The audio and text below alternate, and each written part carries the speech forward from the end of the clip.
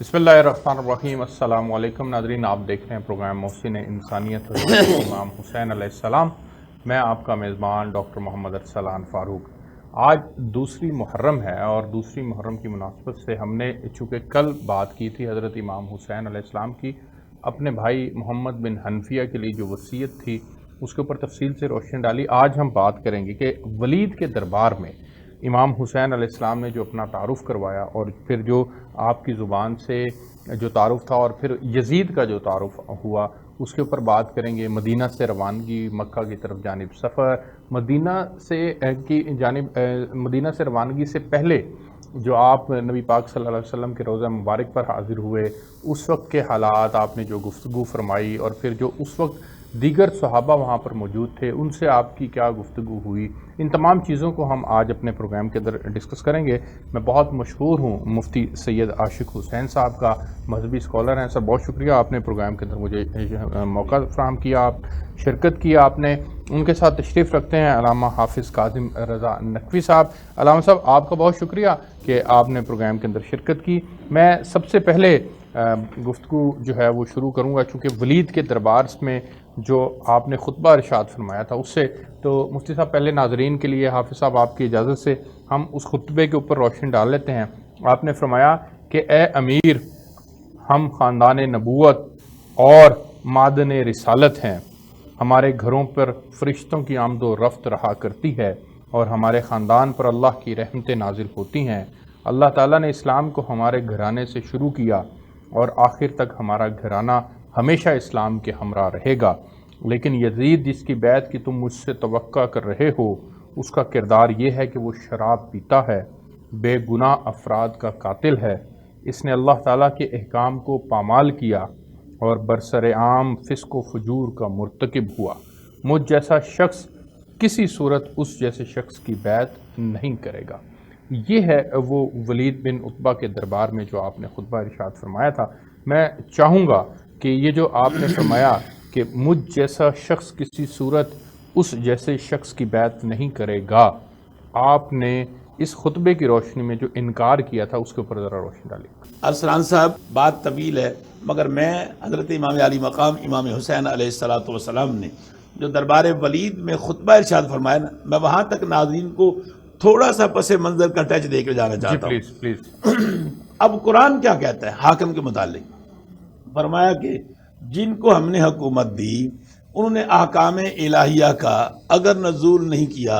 तो कुरान पहली ज़रब लगाता है वमन लम यहकुम बिमा अंज़लल्लाह फउलाइका हुमुल फासिकून। वो फासिक है। अब यज़ीद के वालिद ग्रामी का कौल अमीर शाम का कि इसका अहल नहीं, कुरान कह रहा है वो क्यों अहल नहीं था, उसके जो फिस्क व फजूर थे कुरान कहता है वो फासिक है, उसकी इत्तबा नहीं है। शराब पीता था, सारे को कत्ल करता वो था, 5 जो बड़े गुनाह हैं वो सारों का रसिया था। अब कुरान दूसरी ज़रब लगाता है कि वो हाकिम जो अल्लाह की ज़मीन पर अल्लाह का कानून नाफज नहीं करता, वमन लम यहकुम बिमा अंज़लल्लाह फउलाइका हुमुज़ ज़ालिमून। यज़ीद फासिक भी था, यज़ीद ज़ालिम भी था। वमन लम यहकुम बिमा अंज़लल्लाह फउलाइका हुमुल काफिरून। फिर जो अल्लाह के अहकाम उसकी ज़मीन पर नाफिज नहीं करते, ये किसी मकतबा फ़िक्र के मौलवी का फतवा नहीं हाफिज़ साहब, ये कायनात बनाने वाले खुदा वहदहू ला शरीक का अपना फतवा है। फउलाइका हुमुल काफिरून, वो हाकिम काफिर है, वो हाकिम काफिर है। अब यज़ीद ने कितनी हुदूद इलाहिया को पामाल किया, तारीख़ भरी पड़ी, कितने मुहर्रमात को उसने पामाल किया, तारीख़ भरी पड़ी है। काबतुल्लाह को जलाए जाने से लेकर मस्जिद नबवी के अंदर घोड़े बंधने तक, हुसैन बिन नबीर की क़ियादत में मदीना तैयबा ताहिरा की पाकीज़ा पाक दामन बेटियों की इस्मत दरी तक, यज़ीद के जुल्म सितम दारुल देवबंद के मोहतमिम मौलाना मोहम्मद तैयब साहब ने लिखा है। वो कहते हैं कि अगर यज़ीद के दामन से वाक़या करबला निकाल भी दिया जाए तो यज़ीद के कुफ्र के लिए वाक़या हिर्रा ही काफ़ी है, वाक़या हिर्रा ही काफ़ी है। अब इन सारी सूरतों को नाज़रीन मैं इकट्ठा करके आपकी नज़र करना चाहता हूँ कि ऐसे शख्स के लिए हज़रत हुसैन का ये कहना है कि अय्युकुम मिसली, میرے جیسا مجھ جیسا اس جیسے کی بیعت کرے جس کا آئینہ میں نے قرآن کی 3 آیتوں میں ناظرین آپ کے سامنے رکھا ہے، اور یہی وہ انکار کا سبب تھا کہ حسین کے نانے پہ نازل ہونے والا قرآن جو اس روئے زمین کو امن بنانے کی سب سے بڑی پیغام امن کتاب ہے، جو ظلم ستم کے فسق و فجور کو مٹانے کے لیے سب سے بڑا قانون قدرت کا بنایا ہوا مجموعہ قوانین ہے، وہ ان کو پامال کر رہا تھا۔ حضرت حسین کا یہ کہنا بالکل حق بجانب ہے، عین شرع محمدیہ کی آواز ہے، عین آوازۂ سنت رسول ہے کہ یزید جیسے کی بیعت مجھ جیسا حسین نہیں کر سکتا جس نے رسول کی گود میں پرورش پائی۔ بالکل ٹھیک ہو گیا۔ میں حافظ کاظم رضا نقوی صاحب کے پاس جانا چاہوں گا، اور میں چاہوں گا کہ جو یزید کا تعارف حضرت امام حسین علیہ السلام کی زبانی ہے ولید کے دربار میں، اس میں چند ایک چیزوں کے اوپر تو میں نے روشنی ڈال دی، میں چاہوں گا تفصیل کے ساتھ اس کے اوپر آپ روشنی ڈالیں۔ اہم ترین موضوع ہے، اور جناب نے سوال کیا ہے کہ یزید اور امام حسین علیہ السلام کا مکالمہ جو اس ولید کے دربار میں ہوا، اور جس انداز میں ابھی محترم مفتی صاحب نے تفصیل کے ساتھ اس گفتگو جو امام حسین علیہ السلام نے اپنا تعارف کراتے ہوئے کی تفصیل سے روشنی ڈالی، علمی لحاظ سے، قرآن کے حوالے سے، میں اتنا عرض کروں گا کہ جو اپنا تعارف کروایا امام علی مقام نے، وہ ان 2 لفظوں میں ایسے پوشیدہ ہے کہ جس سے ظاہر ہوتا ہے کہ امام علی مقام اپنا تعارف نہیں کروا رہے، اپنی پوری جد کا تعارف کروا رہے، بے شک کوئی شک نہیں، اپنے بھائی حسن کی امامت اور ان کی عظمت کا تعارف کروا رہے ہیں، جنہیں کہتے ہیں کہ صلح کر لی، یہ کر لیا، وہ کر لیا، امن کے دائی، امن کے علم بردار امام حسن علیہ السلام، اور وہ اعلان کر رہے ہیں اپنے بابا علی کے تمام زندگی کے دستور کا اعلان کر رہے ہیں، اپنے نانا کی زندگی کے دستور کا اعلان کر رہے ہیں۔ جی وہ تو اگر محمد بن حنفیہ کی وصیت پڑھیں تو اس سے بھی ہمیں وضاحت ملتی ہے۔ جی بالکل اسی طرح رسول پاک نے اس حسین جو محسن انسانیت ہے ارشاد فرمایا، یہ لفظ اگر اس کی گہرائی میں جائیں مفتی صاحب، آپ تمام جو سامعین ناظرین ہیں اس حدیث کی حقیقت کی طرف جائیں جو ارشاد فرمایا، الحسین منی و انا من الحسین، اللہ اللہ اللہ اللہ سبحان اللہ، حسین مجھ سے ہے اور میں حسین سے ہوں، اس کی گہرائی میں جائیں تو پوری حقیقت واضح ہو جاتی ہے۔ اور اسی سلسلے میں ولید کے دربار میں یہ الفاظ امام علی مقام کا ارشاد فرمانا، مثلی لا یبایع مثلہ، مثلی اپنے آپ کو کہہ رہے، مثلی لا یبایع مثلہ، اے یزید یاد رکھ مجھ جیسا، تجھ جیسے، اس جیسے، تجھ نہیں کہا، ہاں ٹھیک، غور فرمائیں، تجھ نہیں کہا، تجھ کہنا بھی نہیں چاہیے، اس جیسے کی، ٹھیک ہو گیا، اس جیسے کی، مثلہ کہا، مثلہ کا نہیں کہا، مثلہ اس جیسے کی بیعت کبھی نہیں کر سکتا، کیوں کہ نہ میرے بھائی نے اس انداز میں زندگی گزاری، نہ میرے بابا علی نے اس انداز میں زندگی گزاری، نہ میرے نانا رسول نے اس انداز میں زندگی گزاری، اور پھر تعارف کرواتے ہوئے یہی بتایا کہ تو وہ ہے جس نے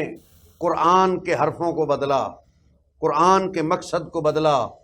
1,24,000 انبیاء کی محنتوں کو زیر زمین کر دیا،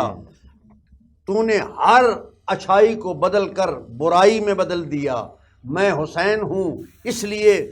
میرے نام کے ساتھ حسینیت ہوگی اور اس کو اچھائی کہتے ہیں، اور تیرا نام یزید ہے، تیرے نام کے ساتھ یزیدیت ہوگی، یعنی برائی، جتنی دنیا کی برائی ہیں ان برائیوں کا پورا خلاصہ یزید ہے۔ اس نے دیکھو ارسلان صاحب، ہم بڑی تعریف کرتے ہیں صحابہ کرام اہل بیت اطہار رسول پاک،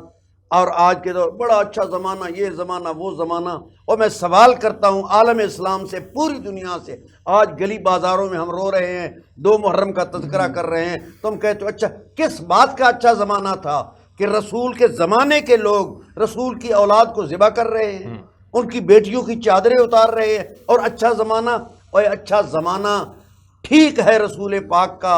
سلسلہ درست تھا، صحابہ کرام اہل بیت اطہار، لیکن اگر یہ اچھا سلسلہ ہوتا تو رسول کی اولاد کا اسی زندگی میں حشر و نشر نہ ہوتا۔ میں سوال کرتا ہوں کائنات عالم کے تمام عالم اسلام سے، مفکرین سے، محققین سے، مجھے یہ بتایا جائے کیا کربلا میں امام حسین علیہ السلام کو کوفہ بلانے والے ہوں یا بے وفائی کرنے والے ہوں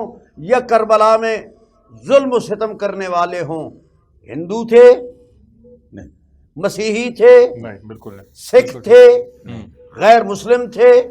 نہیں، بظاہر تو مشرک بھی نہیں تھے، اور اللہ نے اعلان کیا سورہ منافقون میں اذا جاءک المنافقون قالوا نشهد انک لرسول اللہ واللہ یعلم انک لرسولہ واللہ یشہد ان المنافق، وہی منافقین تھے اور انہی کی اولاد تھی جنہوں نے کربلا کے میدان میں یہ سلسلہ کیا، بالکل ٹھیک ہے، اور ظلم کیا، ظلم کی انتہا کر دی، بالکل ٹھیک ہے سر۔ مجھے ایک بریک پہ جانا ہے، میں بریک سے واپس آتا ہوں تو پھر میں مفتی سید عاشق حسین صاحب سے گفتگو کو آگے بڑھاؤں گا۔ ناظرین ایک بریک لیتے ہیں، ہمارے ساتھ رہیے۔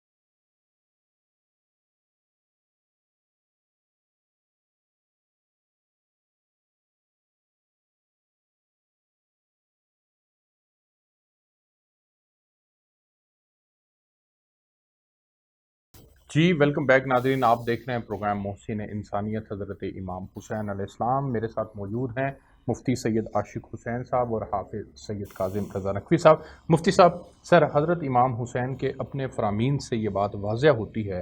کہ جب آپ مدینہ چھوڑ رہے تھے تو آپ کو تمام مصائب کا علم تھا، آپ کو پتہ تھا کہ ممکنہ طور پر آپ کے خاندان کی قید و بند بھی ہو سکتی ہے، آپ کو شہید بھی کیا جا سکتا ہے، آپ کو اپنی قبر کی جگہ تک کا جو ہے وہ کتب سے ملتا ہے کہ معلوم تھا، جس میں حضرت ام سلمہ کی ایک روایت بھی جو ہے وہ سب کے سامنے ہے۔ تو اپنے مصائب اپنے اوپر جو بیتا جائے گا اس کا پہلے سے علم ہونا، اور پھر حضرت نبی پاک صلی اللہ علیہ وسلم کی احادیث کی روشنی میں بھی علم ہونا، لیکن اس کے باوجود اپنی جان کی پرواہ نہ کرنا، اپنے گھر والوں کی جان کی پرواہ نہ کرنا، آپ کا پھر بھی حق کے لیے جو ہے وہ نکل پڑنا مدینہ سے، یہ اس کی اہمیت کے اوپر ذرا روشنی ڈالیے گا۔ ڈاکٹر اسلان فاروق صاحب، ناظرین جو ڈاکٹر صاحب نے سوال کیا، ان تمام مصائب و آلام کے ہوتے ہوئے بھی جن کا آپ کو ادراک بھی تھا اور آپ کو علم بھی تھا، اس کے باوجود آپ نے مدینہ طیبہ و طاہرہ جیسی جائے پناہ کو کیوں چھوڑا؟ تو یقیناً حضرت امام علی مقام امام حسین علیہ السلام نے جو ولید کے دربار میں آپ کو رات کے اندھیرے میں طلب کیا گیا اور بیعت کے لیے کہا گیا، تو 2 جملے آپ نے ان دیگر بہت سارے ارشادات میں قبلہ حافظ صاحب فرمائے تھے۔ فرمایا تھا پہلی بات تو یہ ہے کہ ولید، تو نے رات کے اندھیرے میں مجھے بلایا ہے بیعت کے لیے جی، اور تو جانتا ہے کہ میں علی کا بیٹا ہوں، اور رات کے اندھیرے میں قوم کو دھوکہ دینا یہ ہمارے خون میں ہی شامل نہیں۔ اور دوسرا وہی جو حفص صاحب نے بھی ارشاد فرمایا، اور میں نے بھی اپنے پہلے چند لمحوں ناظرین آپ سے عرض کیا کہ ظالم بھی تھا، فاسق بھی تھا، فاجر بھی تھا یزید، آپ نے کہا میرے جیسا اس جیسے کی بیعت کرنے کے لیے تیار نہیں۔ تو اس انکار پر مروان ابن حکم وہاں موجود تھا، جی، اس نے ولید کو کہا وہ گورنری پکی کرنے کے لیے بہترین موقع ہے، رات کا عالم ہے، حسین کے آنے کا پتہ نہیں کسی کو علم ہے یا نہیں، تو یزید کو راضی کرنے کے لیے حسین کو قتل کر دے۔ اور تیری گورنری پکی ہو جائے گی، تیری خاندانی حکومت پکی ہو جائے گی۔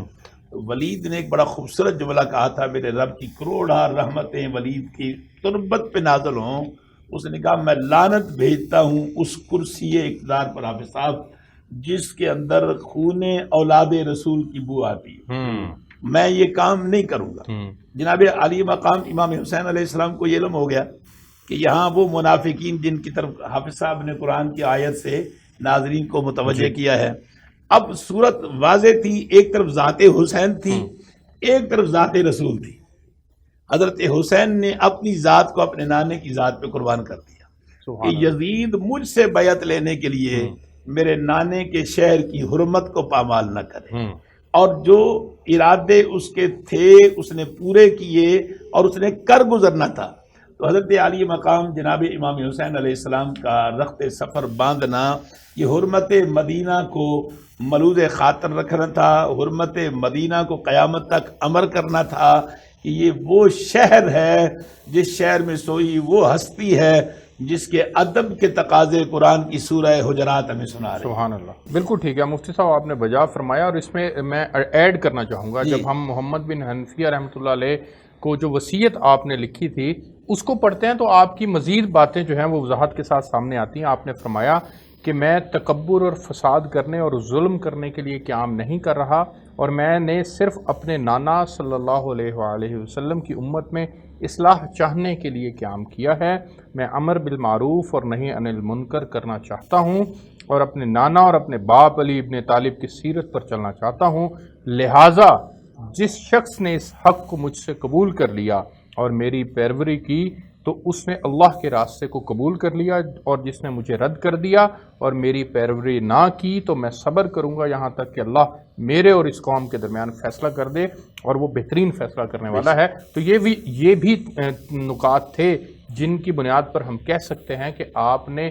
دین کی حفاظت کے لیے امر بالمعروف اور نہی عن المنکر کی غرض سے بھی مدینہ چھوڑنے کو ترجیح دی تھی۔ میں حضرت آپ کے پاس جانا چاہوں گا اور آپ سے جاننا چاہوں گا کہ جب آپ مدینہ کو چھوڑ رہے تھے، آپ نبی پاک صلی اللہ علیہ وسلم کے در پر بھی حاضری دی آپ نے، اور اس وقت آپ نے جو ہے وہ دیگر صحابہ اس وقت جو موجود تھے، فیملی والے جو موجود تھے، ان سب سے بھی آپ نے میل ملاقاتیں کی، تو وہ جو میل ملاقاتیں تھیں، وہ جو گفتگو تھی، ذرا اس کے اوپر بھی روشنی ڈالیے گا۔ امام علی مقام نے ہر مقام پر جا کر، نانا کے روضہ پر جا کر ارشاد فرمایا، یہ آپ جانتے ہیں قرآن مجید میں الفاظ بھی موجود ہیں کہ دین کی خاطر ہجرت کرنا بہت بڑا جہاد ہے۔ امام علی مقام نے اس مقام پر ہجرت کرتے ہوئے نانا کے روضہ پر بھی اور ماں کی قبر پر بھی گلے لگا کر یہ رو کر کہا تھا، نانا اب کیفیت ایسی بن چکی ہے کہ اگر میں مدینے میں رہتا ہوں تو مدینے کی حرمت پامال ہوتی ہے، اور اگر میں اس مقام پر نہیں نکلتا تو قرآن مجید کی یہ آیت کنتم خیر امت اخرجت للناس تعمرون بالمعروف وتنہون عن المنکر، کہ یہ امر بالمعروف اور نہی عن المنکر، برائی کو روکنا اور اچھائی کو رائج کرنا ہر ایک کے لیے فرض ہے، لیکن مجھ حسین کے لیے اور زیادہ فرض ہے رسول پاک کے دنیا سے ظاہری جانے کے بعد۔ تو اس پر عمل کرنے کے لیے مجھے جانا پڑ رہا ہے، اور جو حالات ابھی آپ ذکر بھی کر رہے تھے، تمام حالات کا علم جناب ام سلمہ رضی اللہ عنہ نے ارشاد فرمایا تھا کہ بیٹا حسین، آپ کے نانا مجھے یہ ایک شیشی دے کر گئے ہیں مٹی کی، اور انہوں نے بتایا کہ اگر حسین کربلا کا رخ کرے تو سمجھ لینا کہ کربلا میں شہید کر دیا جائے گا، اور جس دن شہید ہوگا اس دن یہ مٹی سرخ ہو جائے گی، خون بن جائے گی۔ اس لیے مجھے یقین ہے تیرے اوپر کرب و بلا کی مصیبتیں اور یہ شہادت کا درجہ، یہ قتل کیا جانا۔ تو امام علی مقام نے ارشاد فرمایا، نانی اماں، میں اس رسول کا نواسا ہوں، اس کا لعاب دہن چوس چوس کر میں پلا ہوں، اور مجھے نانا نے کہا تھا الحسین منی وانا من الحسین، میں جانتا ہوں، بلکہ میں یہاں تک جانتا ہوں کہ میرا قاتل کون ہے، میں یہاں تک جانتا ہوں کہ مجھے کہاں پر شہید کیا جائے گا، کس حالت میں شہید کیا جائے گا۔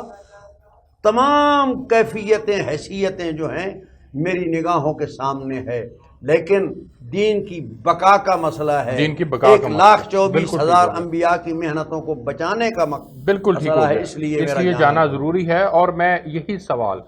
مفتی سید عاشق حسین صاحب کے لیے چھوڑ کر جا رہا ہوں کہ حضرت امام حسین کی تحریک جو تھی وہ حق و انصاف کے لیے تحریک تھی، تو اس وقت کون کون سے حقوق جو تھے وہ غضب ہو رہے تھے، کون کون سی اسلام کے جو بنیادی اساس ہے اس سے پیچھے ہٹا جا رہا تھا، اس کو بچانا کیوں کر کے ضروری تھا؟ ان تمام چیزوں کے اوپر میں چاہوں گا کہ مفتی سید عاشق حسین صاحب روشنی ڈالیں۔ بریک لیتے ہیں، ہمارے ساتھ رہیے۔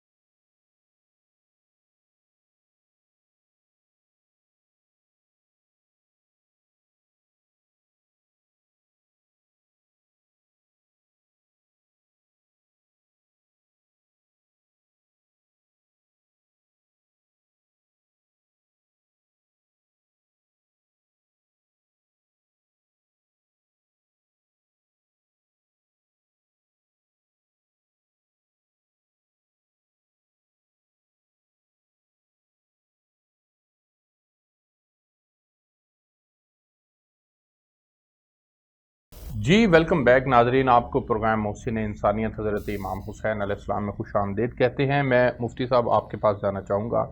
یہ ہمیں معلوم ہو گیا، ان حالات سے پتہ چل گیا، آپ نے بھی اس کے اوپر روشنی ڈالی کہ مدینہ کی حرمت تھی، بہت عزیز تھی، پھر امر بالمعروف اور نہی عن المنکر کا بھی معاملہ تھا، پھر یہ بھی پتہ چل گیا کہ آپ کے اوپر مصائب آنے ہیں، مشکلات ہیں، اس کے باوجود مدینہ آپ نے چھوڑ دیا۔ تو جو دین جو اپنی اصل شکل سے ہٹ رہا تھا، وہ کیا اس وقت کے حالات اور واقعات تھے جس میں دین کی حیت جو ہے وہ تبدیل کی جا رہی تھی؟ کون سے حقوق تھے جو غضب کیے جا رہے تھے، جس کی حفاظت بہت زیادہ ضروری تھی؟ ڈاکٹر صاحب،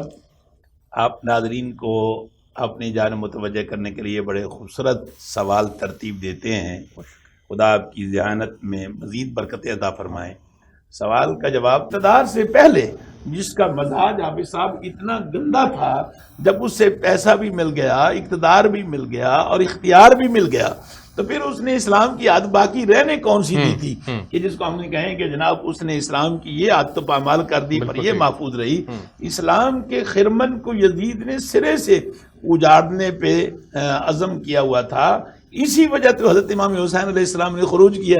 اگر کوئی ایک عادت باقی ہوتی تو امام کہتے چلو یار اس کی اصلاح کر لیتے ہیں، یہ اس نے باقی رکھی ہے، یہ اس میں نہیں ہے۔ حضرت امام علی مقام امام حسین علیہ السلام نے جب نانے کا دین اجڑتا ہوا دیکھا ہے تو آپ نے خروج کیا ہے کہ اسلامی نظام حکومت بھی ختم ہو چکا تھا، اس سب رہی کوئی نہیں، بالکل ٹھیک ہو رہی کوئی نہیں۔ اور آپ کے اہداف میں یہ بات بھی شامل تھی کہ اسلامی نظام حکومت کی تشکیل کی جائے۔ تاریخ بھری پڑی ہے ڈاکٹر صاحب ان اقوال سے، جب اس نے شریعت کی پابندیاں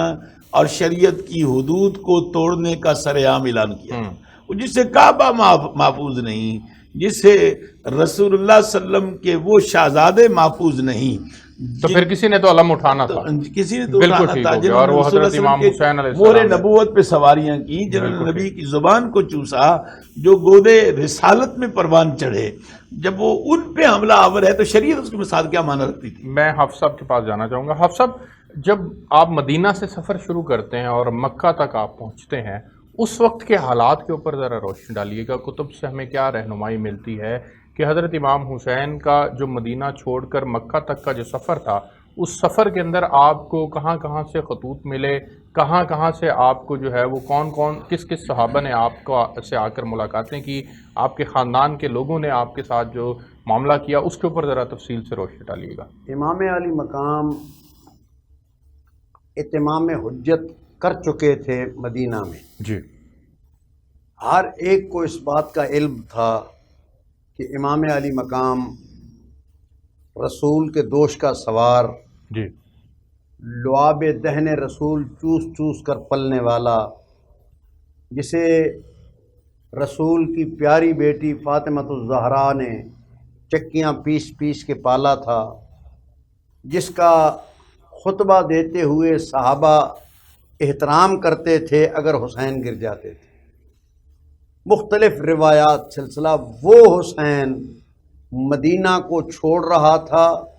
میں کہتا ہوں عام آدمی بھی اگر مکمل طور پہ بچوں سمیت اس انداز کی ہجرت کر رہا ہو تو دشمن سے دشمن بھی ہو تو آ کر کہتا ہے کہ بھائی ہم حاضر ہیں، آپ کیوں یہ اپنا وطن چھوڑ رہے. لیکن ہر ایک اپنے انداز میں مست تھا، کسی کو علم نہیں تھا. یزید نے ایسا ماحول بنا دیا تھا. یاد رکھیں،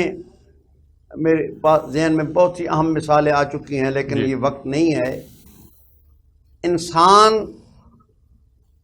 یہ برا آدمی جو ہے نا، اس کی نگاہ میں بھی برائی ہوتی ہے، اس کی زبان میں بھی برائی ہوتی ہے، اس کے کردار میں بھی برائی ہوتی ہے. اور جس پر اللہ کی رحمت ہوتی ہے اس کے سامنے بھی اگر کوئی غلطی گناہ سلسلہ ہو اسے پتہ نہیں چلتا، اس لیے وہ متوجہ ہی نہیں ہوتا. اللہ اسے محفوظ رکھتا ہے ان گناہوں سے. امام علی مقام مکہ میں پہنچے، یہ 2 محرم کا سلسلہ ہے. 2 محرم کو کربلا پہنچے ہیں. 8 محرم کو امام علی مقام نے بندھے ہوئے احرام کھول دیے. 8 ذی الحج کو 8 ذی الحج کو بندھے ہوئے احرام کھول دیے اور مکہ سے منہ موڑ کے کعبہ کو چھوڑ کے مدینہ حج کو آپ نے عمرے میں تبدیل کر دی. مکہ کو چھوڑ کے کعبہ سے منہ موڑ کے رخ کیا کربلا کی طرف. میں یہ الفاظ عموماً کہا کرتا ہوں. مدینہ سے جاتے وقت بھی کہہ رہے تھے حسین، اے کلمہ پڑھنے والے مسلمانوں، سوچو رسول کا نواسہ مدینے کو کیوں چھوڑ رہا ہے. اور آج 8 ذی الحج کو حاجی آ رہے ہیں حج کرنے کے لیے. میں اسی لیے کہتا ہوں عبادت کرو، عادت نہ کرو. اگر یہاں عبادت ہوتی یا عبادت کا ذہن میں تصور ہوتا ضرور یہ حاجی بھی ساتھ دیتے امام حسین علیہ بالکل السلام. ٹھیک. وہ اپنی رسم رواج جو ذہن میں تصور تھا اسے پورا کر رہے ہیں. عبادت کی روح حسین تھا اور حسین کعبہ کو چھوڑ کے کیوں جا رہا تھا. اور کعبے کی عظمت اور حج کے معاملات ان کے بیٹے امام زین العابدین علیہ السلام نے کئی حج پا پیادہ کی ہیں. اتنی عظمت والا عمل چھوڑ کے جا رہے ہیں. انہیں علم تھا کہ یزید جیسا فاسق و فاجر جس کی تربیت ہی گندی تھی، اس کے ساتھی اپنے اس میں عمرہ کے لباس میں تلواریں لیے ہوئے آئے ہوئے ہیں تاکہ کعبہ کی حرمت بچ جائے، دین بچ جائے، اسلام بچ جائے. حسین قربان ہو گئے. یعنی پہلے محمد کی حرمت پہ آپ نے مدینہ چھوڑا، پھر کعبہ کی حرمت پہ آپ نے کعبہ کو چھوڑنے کو ترجیح دی. بالکل ٹھیک ہو گیا. میں مفتی صاحب آخر کے اندر، چونکہ آخری چند منٹ ہیں، میں چاہوں گا کہ یہ جو سفر ہے جو مکہ سے آپ نے پھر کوفہ کی جانب اور کوفہ سے پھر آگے کربلا کی جانب جو آپ نے سفر کیا ہے، اس وقت مکہ کے جو حالات تھے اور جو اس وقت آپ کے ساتھی آپ کے ساتھ تھے، آپ اپنے ساتھیوں کو کنونس کرنے میں کامیاب ہو گئے تھے؟ جی ڈاکٹر صاحب، پہلی بات تو یہ ہے کہ جناب علی مقام سیدنا امام حسین علیہ السلام نے 4 مہینے جو سفر ہے، اور یہ مختلف روایات سے آپ 28 رجب کو چلے ہیں، اور یہاں آپ نے جو قیام کیا ہے، اس قیام کے دوران عرب اور ارد و پیش لوگ ایک جمع غفیر ہوتا تھا امام علی مقام سیدنا حضرت امام حسین علیہ السلام کا درس قرآن اور درس حدیث سننے کے لیے. کیونکہ نواسہ رسول ہیں اور پرورش رسول کا مظہر ہیں، تو ان صورتوں میں امت کی ساری عقیدتوں اور محبتوں کا مظہر حضرت علی مقام امام حسین علیہ السلام تھی. ایک وجہ تو نبی علیہ السلام کی شہزادگی تھی، حضور کی تربیت تھی، حضور کی وراثت تھی حضرت حسین کی صورت میں. دوسری طرف یزید کی جو خرافات تھیں اس سے بھی لوگ جو ہے بدگمان ہو کر امام کے گرد جمع ہو رہے تھے. یزید کو جیسے حافظ صاحب نے فرمایا، یہ خطرہ لاحق ہوا کہ مکہ سے اب لوگوں کا کسی وقت بھی اعلان بغاوت ہو سکتا ہے اور میری حکومت خطرے میں پڑ جائے گی. تو اس صورت میں اس نے یہ ناپاک سازش کی کہ رات کے اندھیرے میں جب حسین کعبے کا طواف کر رہا ہو تو حاجیوں کے روپ میں جو قاتل ہیں وہ حضرت حسین کا قتل کر دیں، اور یوں اس جمع غفیر میں وہ قاتل چھپ جائیں گے تو میری حکومت بھی بچ جائے گی اور میں بدنامی سے بھی بچ جاؤں گا کہ نامعلوم قاتلوں نے حضرت حسین کی شہادت کر دی۔ مگر عالی مقام سیدنا حضرت امام حسین علیہ الصلوۃ والسلام وہ ہیں جو گودے رسالت میں پلوان چڑھے ہیں، اور پھر محبین کی بھی تعداد تھی۔ یزید کے مذموم ارادوں سے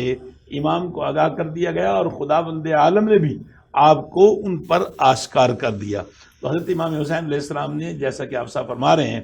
8 ذی الحج کو لوگ کعبے کا طواف کرنے کو آ رہے تھے، اور نبی کے کندھوں کا شاہ سوار کعبے کو بچانے کے لیے جا رہا تھا۔ سبحان اللہ، بہت خوب۔ وہ کعبے کو بچانے کے لیے نکلے، پہلے نانے کا شہر بچایا، پھر رب کا گھر کعبہ بچانے کے لیے آپ نے اپنا احرام کھولا، اور حرمت کعبہ کے لیے آپ نے سفر مدینہ شروع کیا۔ اس دوران جہاں لوگوں کا مقامی جمع غفیر تھا نا ڈاکٹر صاحب، اس کے ساتھ ساتھ کوفہ سے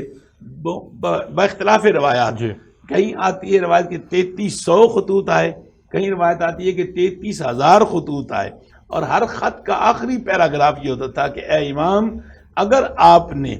آج ہماری امامت اور قیادت نہ کی تو قیامت کے دن ہم آپ کے نانا کو کہہ دیں گے کہ یا رسول اللہ، آپ کا دین اجڑ رہا تھا، جو آپ کا دین کا وارث تھا ہم اسے بلاتے رہے کہ ہماری امامت کے لیے آئیں۔ اور پھر آپ نے حضرت مسلم بن عقیل کو وہاں کوفہ بھیجا تھا۔ بالکل ٹھیک ہے، یہ آگے آئندہ آنے والے حالات ہیں۔ اپنا سفیر بنا کر بھیجا، اور جو کچھ کوفہ میں ان کے ساتھ ہوا، اور جس طرح جو ابن زیاد مرجانہ تھا وہ مکارانہ اور عیارانہ چالوں کے ساتھ رات کے اندھیرے میں چہرے پہ نقاب ڈال کر حضرت امام علی مقام امام حسین علیہ السلام کی آمد کی جو لوگوں کو توقعات تھیں اور انتظار تھیں، ان عقیدت بھری گھڑیوں کو جس طرح اس نے دھوکے کے ساتھ کیش کروایا، وہ تاریخ کا ایک حصہ ہے۔ شاید اس چند لمحوں میں ہم اس کو نہ سمیٹ پائیں۔ بالکل ٹھیک ہو گیا۔ میں بہت مشکور ہوں آپ مہمانوں کا کہ آپ نے وقت دیا۔ اس میں کوئی شک نہیں ہے کہ حضرت امام حسین حق و باطل کا ابدی معیار ہیں، اور آپ نے دین اسلام کی بقا کے لیے، اس کی حفاظت کے لیے، قرآن کی حفاظت کے لیے، اسوہ رسول کی حفاظت کے لیے